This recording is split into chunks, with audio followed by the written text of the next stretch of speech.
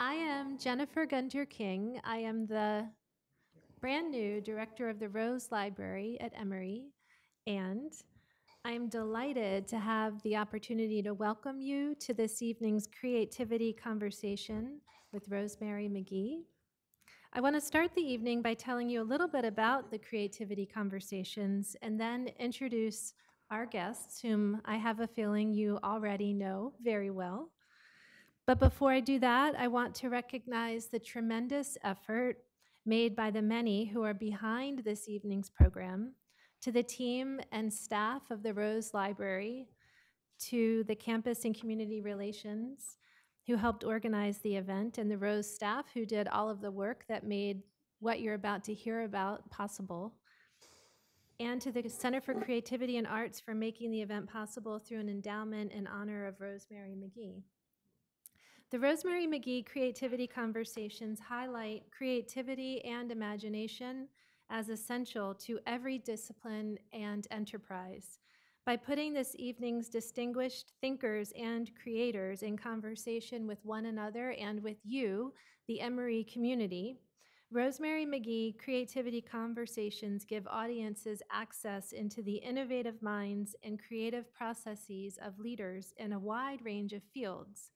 This evening's conversation is particularly special because it features two visionary and creative minds from Emory and the Rose Library who have both recently retired and who are coming together tonight to reflect on the creative process. Rosemary Magee, for whom the series is named, is the former director of the Rose Library and spent 40 years and continues to actually reside with us at Emory in different positions and capacities. She received her doctorate from Emory in 1982. Her positions have included time in the college dean's office as vice president and secretary of the university, and as director of the Stuart Rose Manuscript Archives and Rare Book Library. She is currently serving as a fellow in the Fox Center for Humanistic Inquiry. She is passionate about the arts and started the Creativity Conversation series, which is now named in her honor. And Randall Burkett recently retired from the Rose Library after 21 years as a driving force in acquiring African American collections of rare books, manuscripts, serials, photographs, and print ephemera. Called a consummate curator by his former colleague Kevin Young, Burkett played a role in securing many important acquisitions, including the papers of Alice Walker, Pearl Cleage, the Southern Christian Leadership Conference, and the extraordinary gift by Camilla Billups and James Hatch of their priceless collection of rare books, manuscripts, photographs, and oral histories that otherwise would have been lost to history. Many of these materials are on display this evening in the Shatton Gallery exhibition, Building Emory's African American Collections, Highlights from the Curatorial Career of Randall K. Burkett, which opened on September 13th. It is a retrospective exhibition that features treasures from the vast number of collections that Burkett helped acquire during his time at Emory. Randall's interest in African American studies began as a graduate student at Harvard Divinity School, where he was struck by the absence of information on African Americans in his course materials, and he decided then to focus his research there. After Harvard, he pursued a doctorate at the University of Southern California and began buying his primary source materials at antiquarian bookshops and literary sales. Nothing short of amazing. During this evening's creativity conversation, former Rose Library Director Rosemary will talk with Burkett about his time as a collector and curator and his passion for documenting the African American experience. Thank you. Thank you.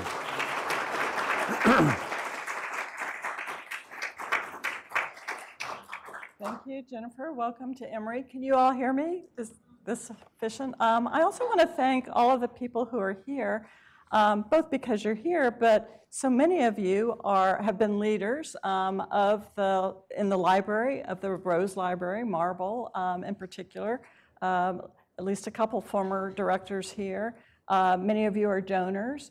Many of you are faculty who teach from our collections and students who have had the privilege of learning from them and community members. So it's really wonderful to see you here tonight to participate with us. And I know you're as eager as I am to hear the deep secrets of Randall's past. So To my past, I didn't know that was on the. well, Nancy's here too. She was gonna send me the list of questions, but never did. So I don't know what this is gonna be like.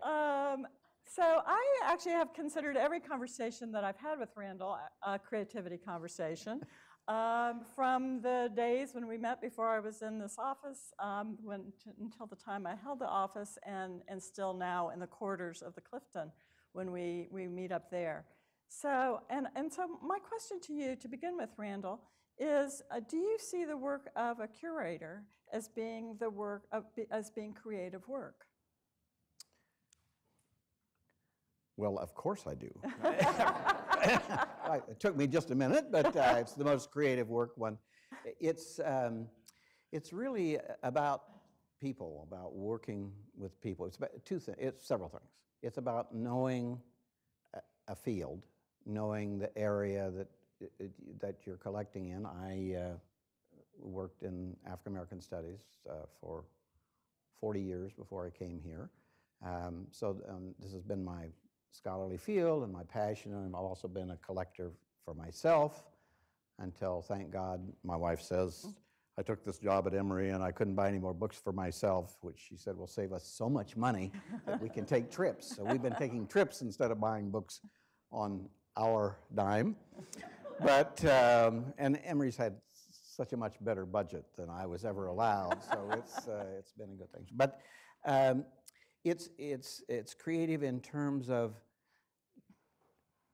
finding the people who have important material, engaging with them about what they plan to do with it. It doesn't always mean, in the conversations that I've had over these 20-some years, about the collections coming to Emory. There are lots of great repositories in Atlanta and around the country that collect African American materials, and I talk to people about, your collection really focuses in this region. Are you sure you don't want to put this in a Chicago archive, or do you?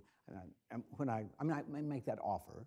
I'm always happy to go on and say, on the other hand, you might want it to be in connection to a collection that we've got, or 10 collections. So it's knowing the field, knowing books. I've been passionate about collecting for myself throughout my career. I come from a family of collectors. When my father passed, I think he had 900 pocket knives. It's not a great resource for me to build a career on. My mother collected teacups, and they were passionate about collecting, but the only books we had were Reader's Digest condensed versions of books, which none of us ever read. I don't know that anybody who ever subscribed to that series ever read any of those books. But we did, as I say, we had books in the house, but we were not a family of readers, but collectors. And nobody's really cared whether I read any of the books that I brought into Emory. And the truth is, one really doesn't have time. Even the manuscript collections, we have gotten some extraordinary materials over the years, but each collection seems to lead to the prospect of 2 or 3 others, and so you get a collection, you get it in. We've got this great staff that figures out how to process it, organize it, make it available to researchers, and then instead of sitting down myself and looking at those collections, I'm off on another venture. So you do have something of like a collecting gene. Do you feel like that? Definitely. Yeah, it's in the genes. God knows what's going to happen now with my retirement. I hate to think what I'm going to. So I believe the story goes, and Linda Matthews is here, so she can correct us if we're wrong here, but that but that she actually was a person that hired you to come to Emory. This is And, true. yeah, and can you tell us a little bit about what intrigued you about this opportunity, or what, how that all transpired? Mm-hmm. Well, there were two people at Emory that were key in my coming. Prior to that, my wife had been the librarian at the American Antiquarian Society, which is an independent research library in early American history. And one of her colleagues, I had just retired from, left the position that I was in previously at the Du Bois Institute, and she saw this job description and said, "This is perfect for your husband." It's a bit of a commute from Worcester, Massachusetts, but that's all right. You know, you've been married a long time. It probably might liven the relationship. So I came down and interviewed with Joan Gottwals, who was then the university librarian, and with Linda Matthews, who was the head of special collections.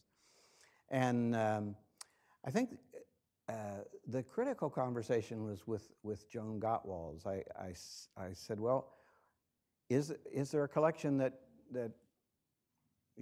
you could imagine, or I could imagine, that would be more than would be possible for Emory to sustain, acquire?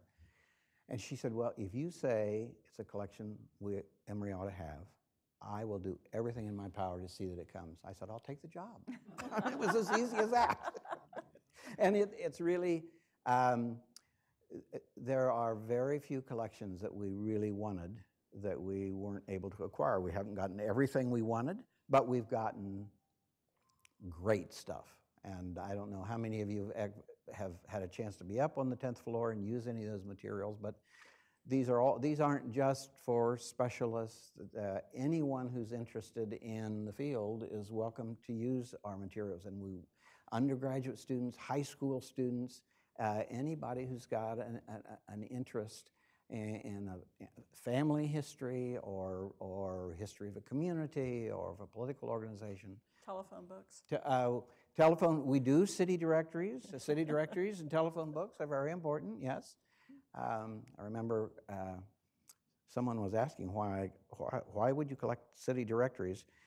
We probably have 40 or 50 African American city directories, and at one point I remember Rita Dove was doing a poetry reading, and she mentioned where she grew up. I can't remember which town it was, but I had just bought a city directory for that town.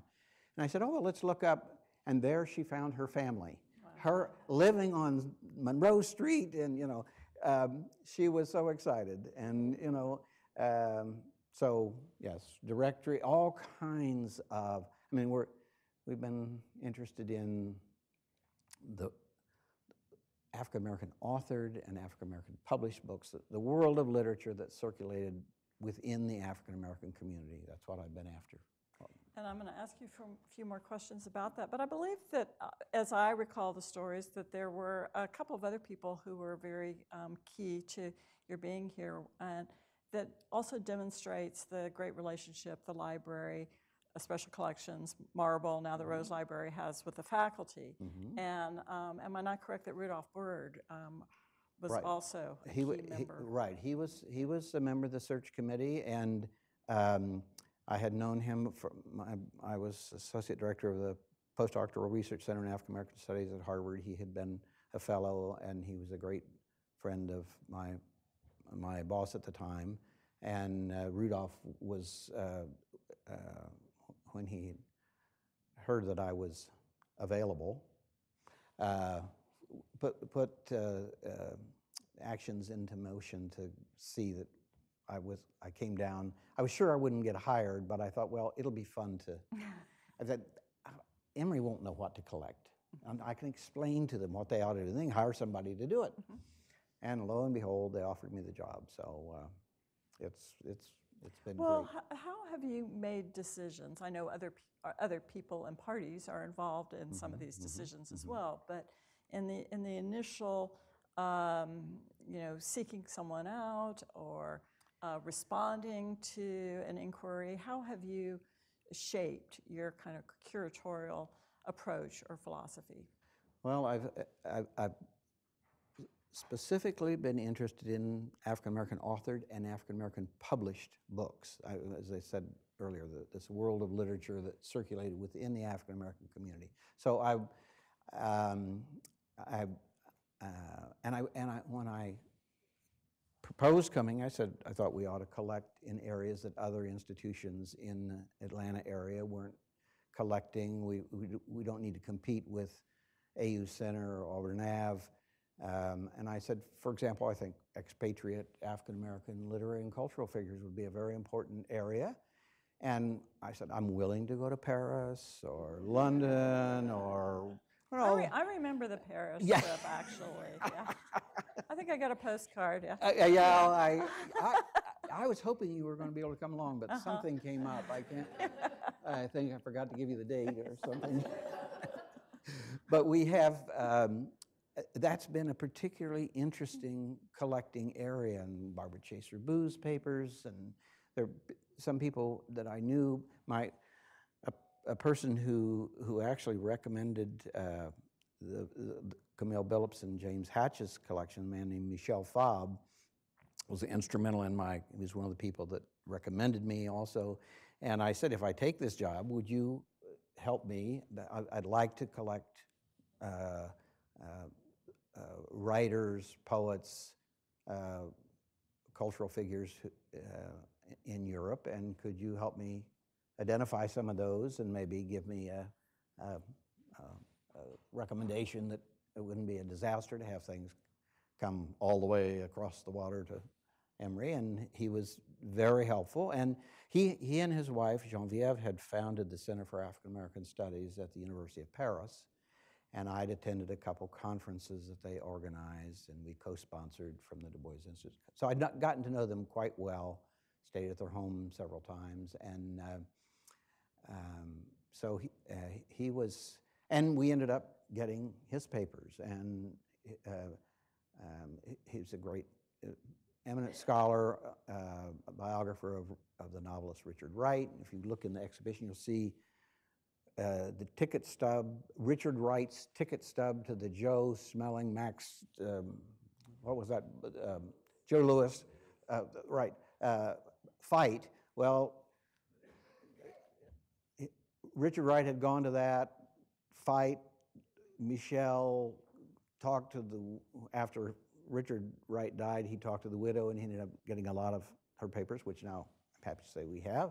But it included the ticket stub, and it's on exhibition out there. So if you want to see that, but Michel and Geneviève were very helpful. And because I had been at this research center in African American Studies, I knew a network of scholars around the country and around the world who were working in a range of topics, and often they would find collections in private hands and would recommend them. So that's been that's helped develop the international dimension of African American studies. And being a student of Marcus Garvey, I'm a Garveyite. I'm interested in people of African descent around the world. So yes. So in fact, circling back around to what got you, you know, in this line of work to begin with, it was in fact your PhD studies. Is that right? Correct. Right. I had. For my sins, I went to Harvard Divinity School for reasons we won't need to go into right now. Oh, you can share those with us. Actually, my roommate, my senior in college at American University, was doing his PhD in Soviet studies, and he had been to Harvard Divinity School, and he said everybody should go to Harvard, and the easiest way to get in is apply to the Divinity School. Well, I never had a course in religion, but the Marxist Christian dialogue was hot in the mid-'60s, and I was interested in that, so I wrote this proposal to the Harvard Divinity School, say I wanted to study Marxism and Christianity for 1 year, and then I was going to go on and do a PhD in Soviet studies.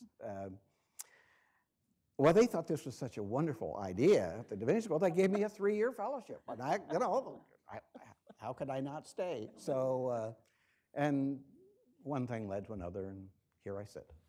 Yes. So have you ever felt that you encountered along this pathway, especially with African American studies, any suspicion of you, as somebody who's interested in the materials, in cultural appropriation, or perhaps suspicious of Emory? Mm-hmm. Emory, definitely. People say, I remember when no person of color could walk across the campus at Emory University. Why should they be collecting this material? And what right do you have to do this? And as if you mentioned Rudolph Byrd, the summer before I started, he invited me to a cocktail party at a lawn party, very elegant, and I was walking around introducing myself, chatting people up as I'm wont to do, and this woman said, "Now, she's standing around. Now, what do you do?" I said, "I'm building. I've just been hired to build research collections in African American studies at Emory." She pulled her hand back. She said, "That's just what I'd figure Emory do. Hire some white guy to build African American collection." So I didn't get her collection, but I don't know whether she had a collection or not, but we don't have it. But very rarely, the short answer is very rarely, because I've been immersed in African American culture in terms of reading and writing and interactions with folk.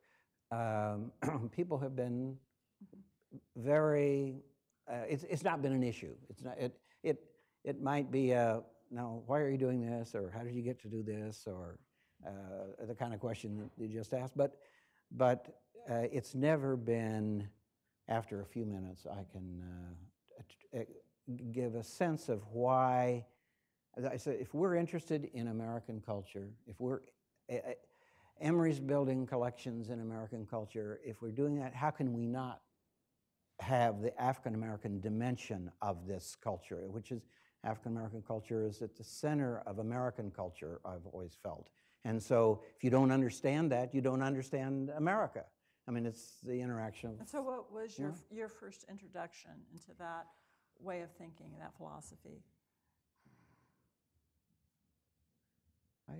I'm not sure how I came to that. You grew up in Ohio? I grew up in a small town on the Ohio-Indiana state line. There was one person of color in my high school. There was no,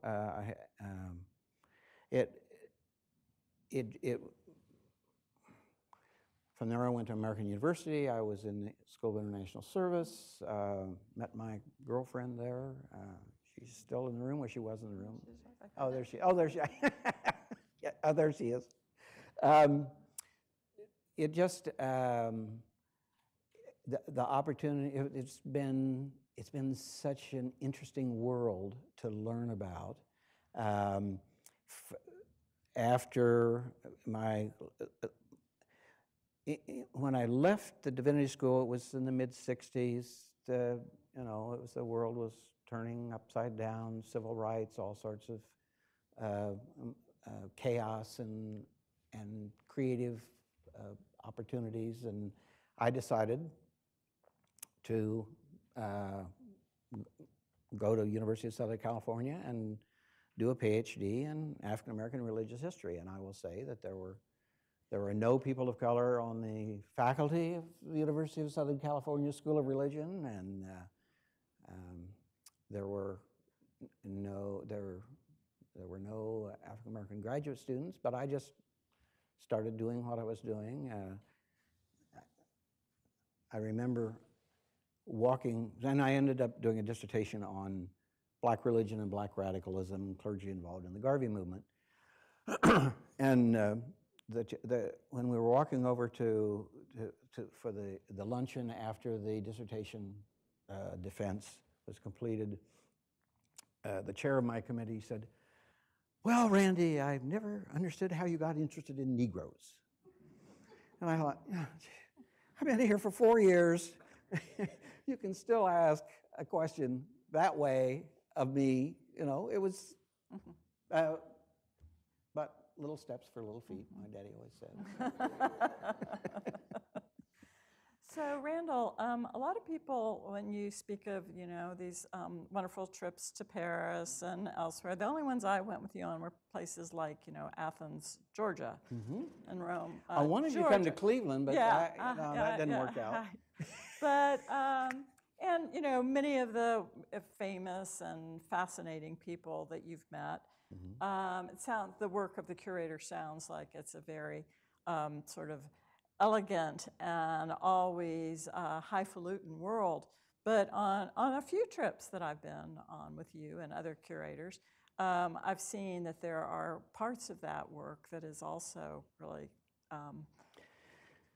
Well, much more hands-on, shall we yeah, say. yes, and you Talk a little bit about that part of being a curator. you see collections in every state of organization and utter disorganization. I mean, I remember a major collection of one of the major African American cultural institutions.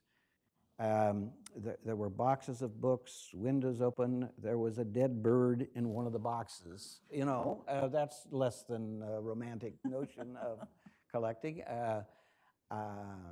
When I got Kelly Miller's papers, Kelly Miller was very important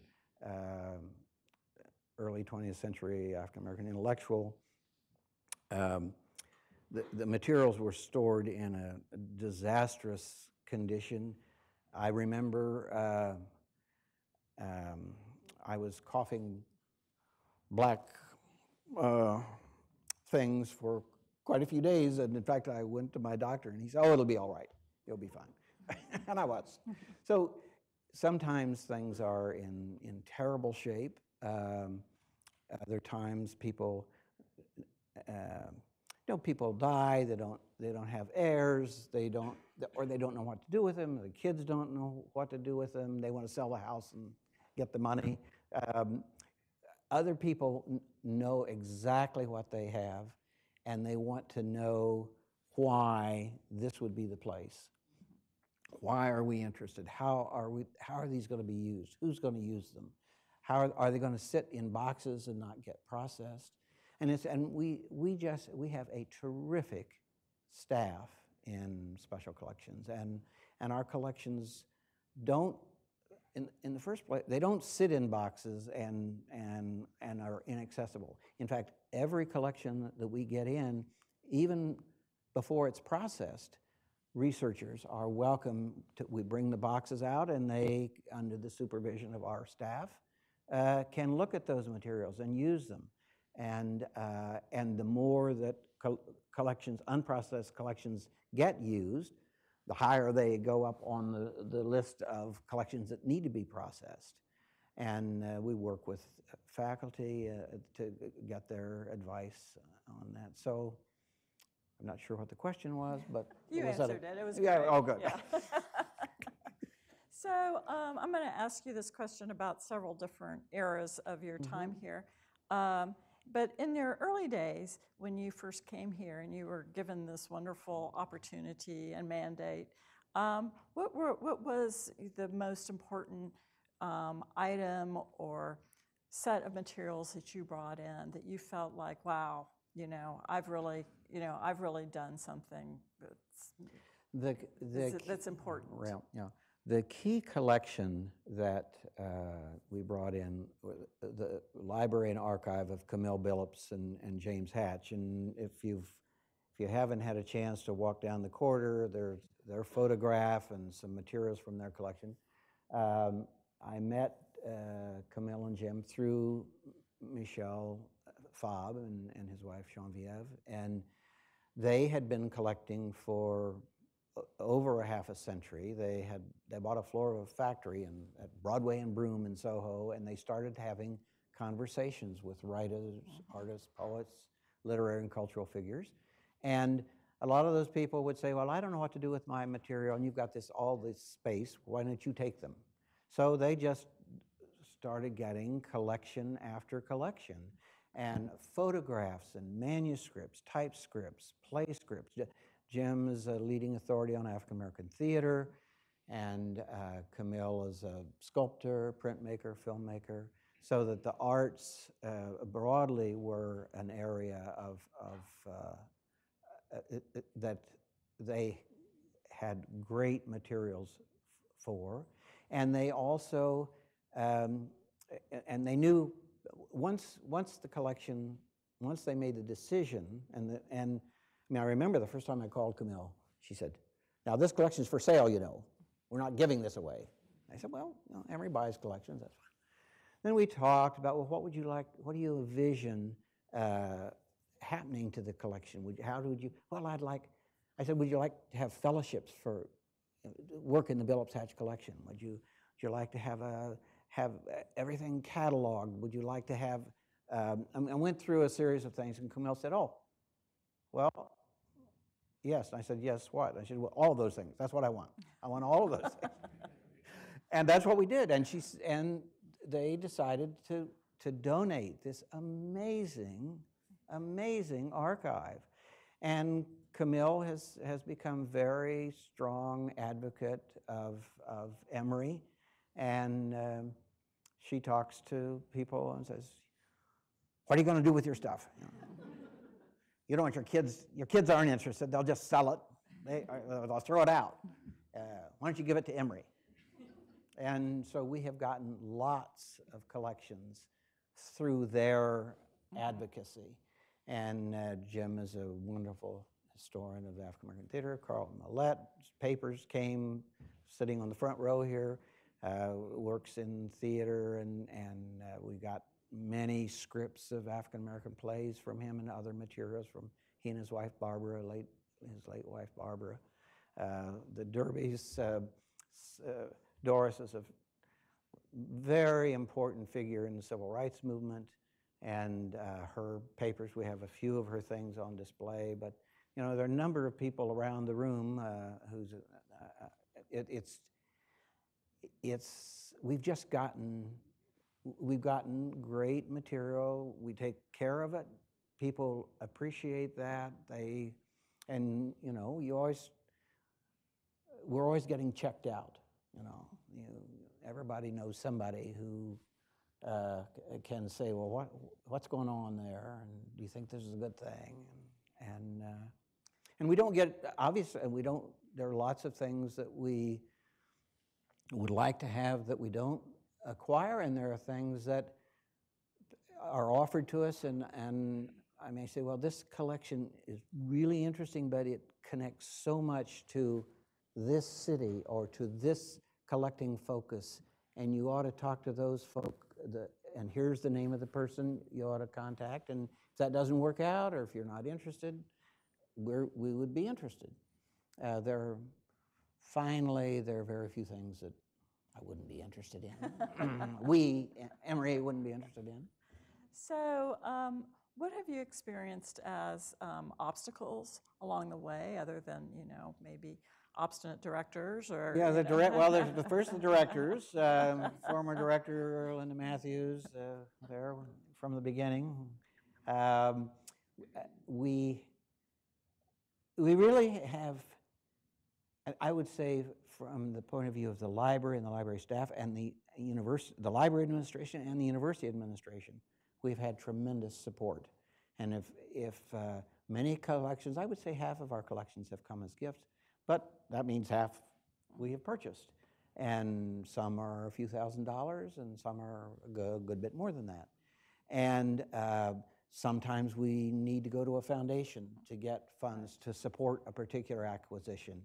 And we get letters from faculty at Emory and elsewhere who will support the projects. And we've also gotten some grants to do special projects within, like, so grants have been important, but it's really been the library administration and the university administration that has really made it possible. And so you mentioned, of course, Billups Hatch, that, you know, as a cornerstone collection.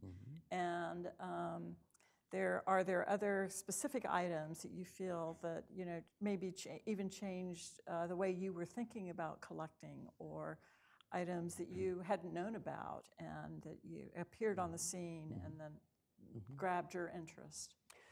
I would say the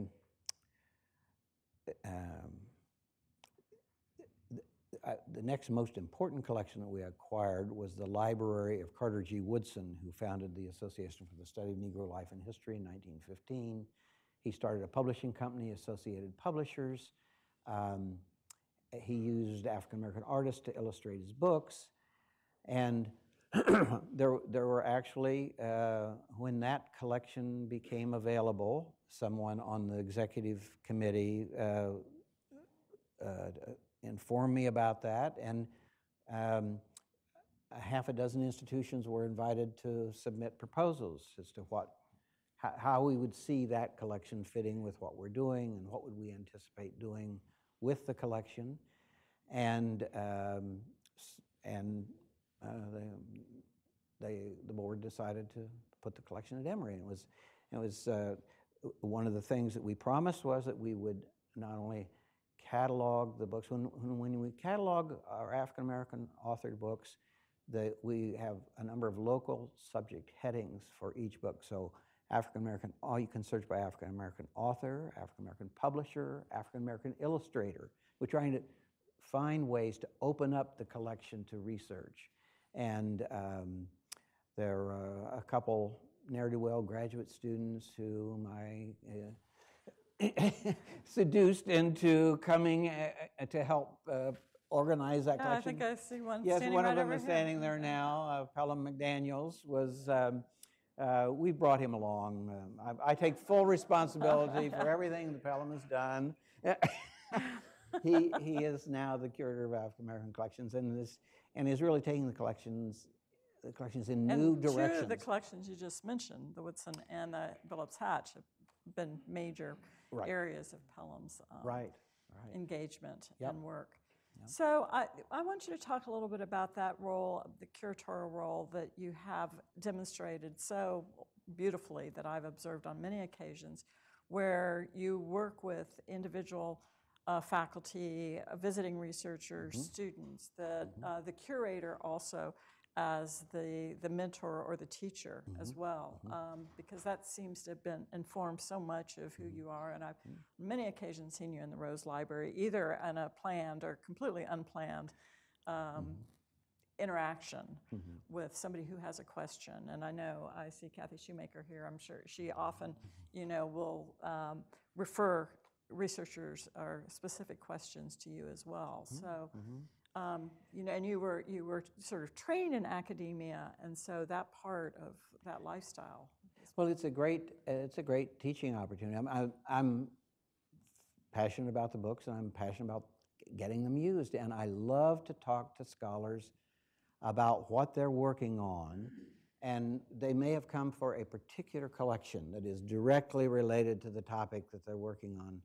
But in a conversation, I can say, we also have this collection, and we have this collection. You might want to look at a series of things that aren't directly within your principal focus, and that has been it's rewarding for me because I get to engage them, find out about the projects, and it's I think helpful to them to put their project sometimes in a larger context, and just to think about peripheral collections that can really open up. So that has allowed me to. I have not taught courses there.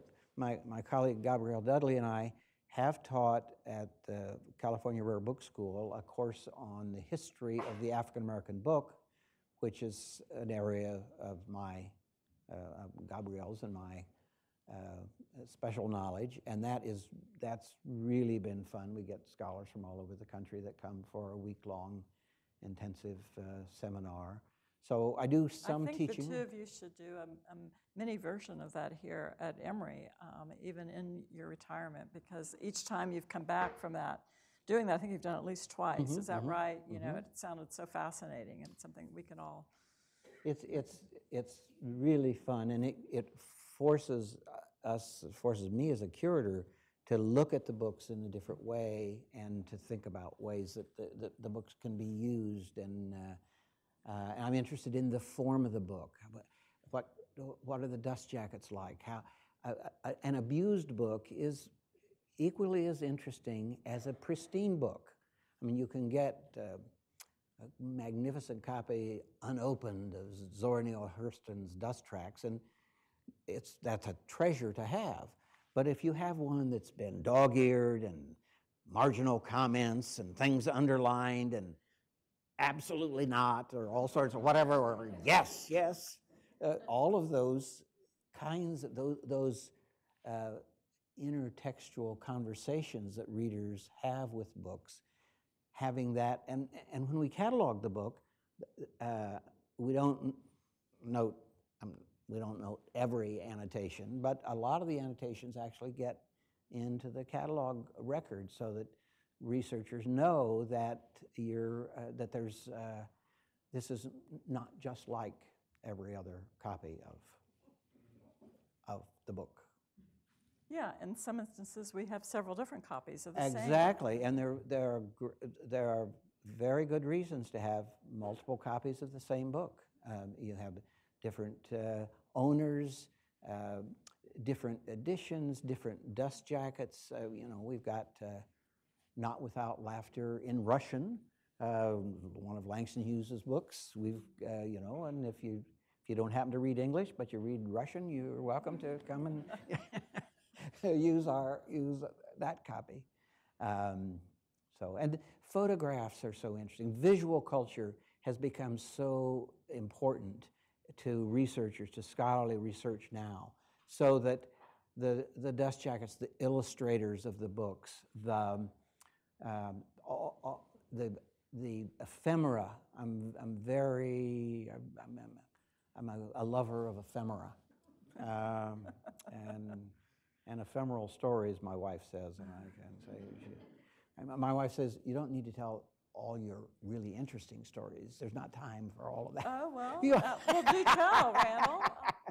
So just a couple of more questions. I want you to think about, looking back on your work, if you had any idea, you know, when you were growing up in Ohio or when you were at these various esteemed institutions elsewhere, that you would do something that would be so worthy and notable that there would be an entire exhibition devoted to that. That's just as one of many examples of the importance and the impact you've had. If that would have ever occurred to you, and if you know what it is that's kind of led you along this pathway at various steps, what inside of you has. I would, as a mostly non-religious person, I would say the Spirit bloweth where it listeth. Things, just one thing leads to another, and going from this little town of 4,000 or 5,000 in Indiana to Washington, D.C. and American University, and all of a sudden the Washington Post is on your doorstep every morning. It's not like the Union City Times-Gazette. My mother was the society editor of that paper. It was not an unimportant paper, but it wasn't like the Washington Post. And the opportunities that provided. And then this wacky character who was my roommate who said, oh, you should go to Harvard. And well, why not? You know, I couldn't hurt for a year. And then so as I say, it's not, there's never been a roadmap, I have to say. It's just sort of one damn thing after another. It's just been really interesting. it's been really So interesting. if you were to give advice to young people, young students or graduate students or young scholars who are just setting out in their life's work, then they don't really know what it is. They, seems like these days, young students like to have a plan going forward. Yeah, the first thing I say is don't listen to your parents. Of course, I don't have children, so it's easy for me to say, but I think it's so easy to focus on one path or another. Like I definitely want to go to medical school. Well, that's great. We need physicians. I definitely want to go to law school. I want to go to business school and make a bloody fortune. I wanted to make a bloody fortune too, but then my wife, I thought she had a lot of money, but it was a big house they were living in, but it turned out it wasn't. Well, you've spent you've spent a wasn't bloody what I thought it was fortune. going to be. But it's, it's. I would say, don't overplan. Don't cut yourself off from possibilities. There's a world of possibility out there. Who knows where things are going to end up, where you're going to end up.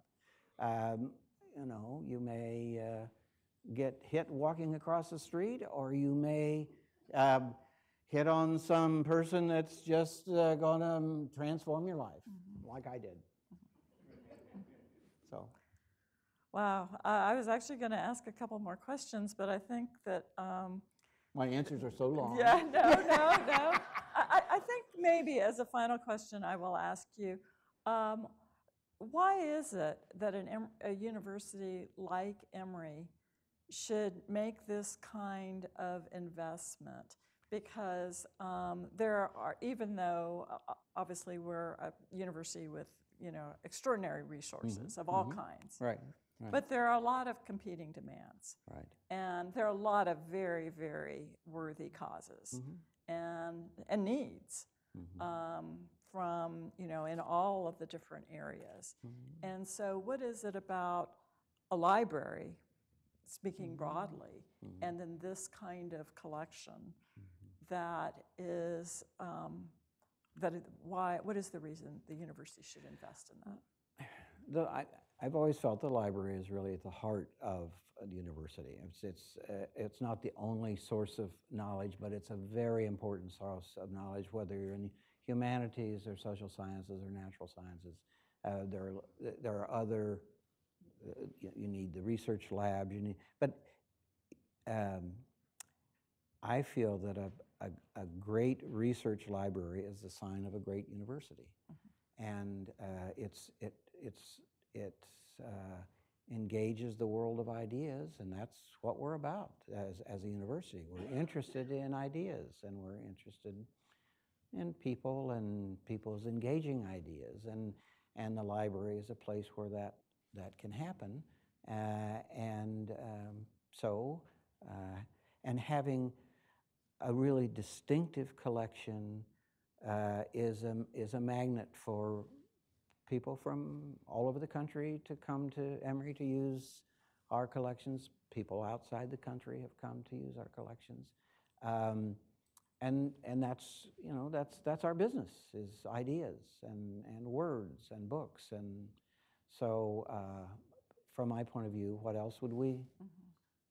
Where else can we better invest our resources? And you have already mentioned, and we have several people here that I know of, including the Schuhards, and I see Hank Klebanoff here as well. Many other professors, Professor Jim Rourke, Anna Leo, from all the different disciplines of the university, who have.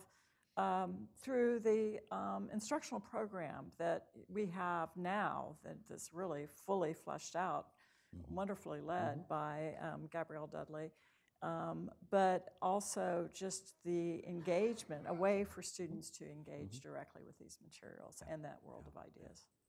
No, I think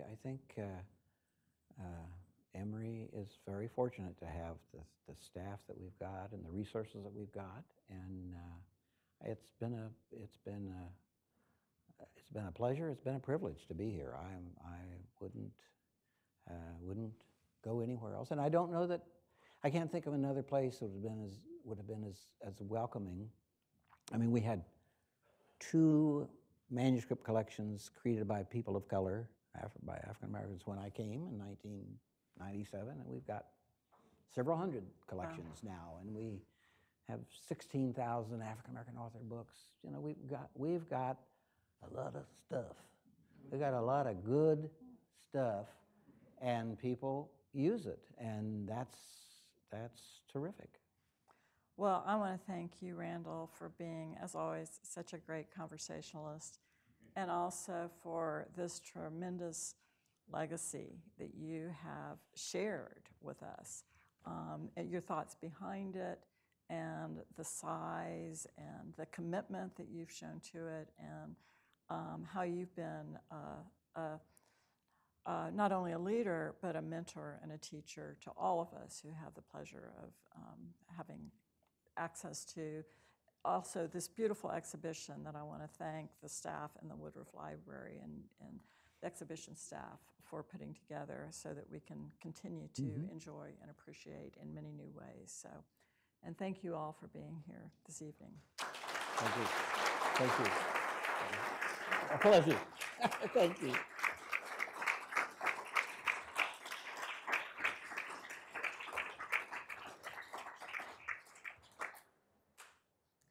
Now I have the distinct pleasure to thank Rosemary and Randall for the inspirational conversation. Just 2 weeks into my new position, I have you to thank for building a collection that I believe is so important. I have moved here from New England with my family to help broaden and continue to support the growth and use of this collection. So you said it was one damn thing after another, but you've collected a history that is accessed every day, and that changes history. So before we go, I also really want to thank everybody who took the time this evening to join us. As you're leaving the Jones room, if you'd be so kind, we, like every other program in the world, have a survey we'd like to ask you. We want your feedback. We want to continue to create a program that it resonates. So we have a table set up outside of the door. And if you take the survey, you will also receive a gift tote bag related to the exhibition. So I think that's a really lovely gesture. And I also want to remind everybody that the Rose Library has an ongoing programs on a regular basis. And our next major event is scheduled for November 27th. It will be a celebration of Frederick Douglass's 200th birthday. And I encourage you to pick up a flyer on your way out, and please plan to join us. It's going to be an extraordinary celebration. So thank you, everybody, so much, and have a lovely evening. Well, that was fun.